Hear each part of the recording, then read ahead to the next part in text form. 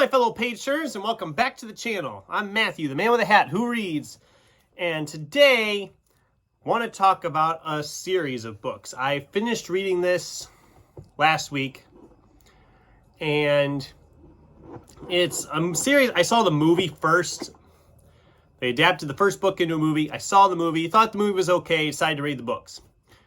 I'm of course talking about Kevin Kwan's Crazy Rich Asians trilogy. Now, there was a lot of hype about this series when it came out, and I at the time was like, I don't care enough. But then I was like, I will read anything, and I'd seen the movie, so I thought I'd give it a try, because I don't think we're going to get a sequel movie. I mean, it's been 4 or 5 years now, 4 years since the first one, and there's been no word about the second one even starting production, so I'm going to take a guess and say we're not getting it. But for those of you who don't know, Crazy Rich Asians pretty much starts off with Nicholas Young is going back home to his family in Singapore because his best friend is getting married, and he's taking his girlfriend Rachel Chu along with him, and he is wanting to propose to her. They haven't gotten engaged yet, and she's never met his family. And getting there, she finds out his family is not only rich, but they are crazy rich. And we meet a vast array of characters as Rachel is kind of thrown out of her element and is forced to kind of, what's the word I'm looking for? Get in with this family. Now, there are some characters I really enjoy in this. Some of the characters are very interesting characters. They're fun characters. But for the most part, a lot of these characters are unlikable characters. Namely because they're rich. Now, I'm not saying all rich people are terrible people or anything.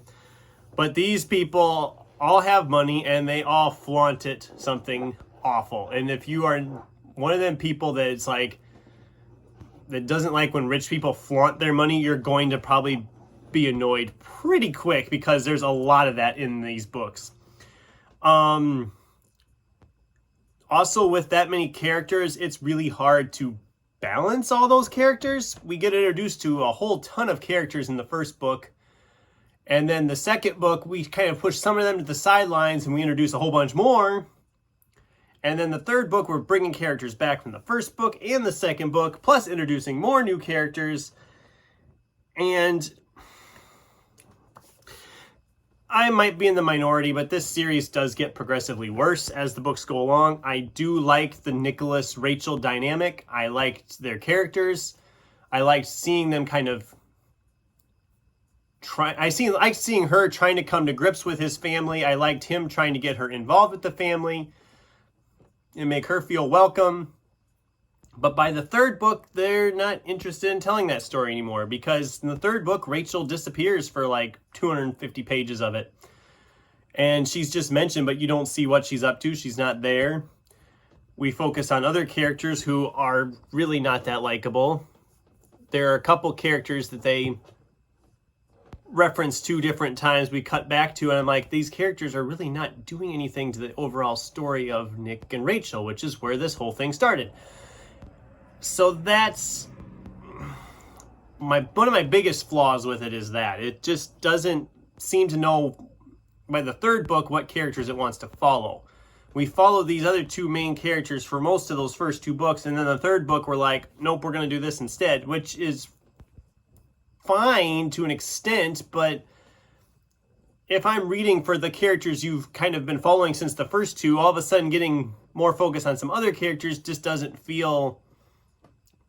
It's not what I was looking for, I guess, is the best way I can say it. For as thick as they are, I mean, all 3 of them, the first 2 are close to 500 pages, the third one's over 500 pages. They all move really quickly. There are some decently fun moments, but as a whole, I don't think it's a series I would read again, and maybe it's just not for me. And that's fine. I mean, you take that gamble when you read over multiple genres. You're going to come across stuff that just doesn't work for you. And maybe that's me with this series. I thought it was fine. I think I gave them all 3 stars. The first one was the best, followed closely by the second one, and then the third one's well below that. And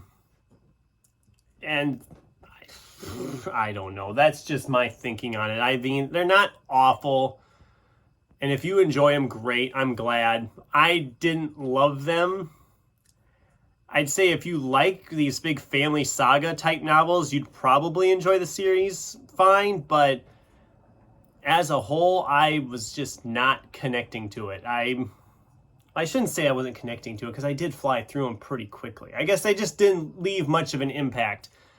And if you want a perfect summation for these, consider them as soap opera because that's what they feel very reminiscent of a soap opera type thing. So those are my thoughts on Crazy Rich Asians, the trilogy. I didn't love them. They were fine, but I didn't love them. And I don't think I'll be revisiting them ever again. What about you guys? Have you read Crazy Rich Asians? Have you seen the movie? What were your thoughts on it? I'd love to get in discussion with you in the comments down below. Thanks for watching, and until next time, keep turning pages.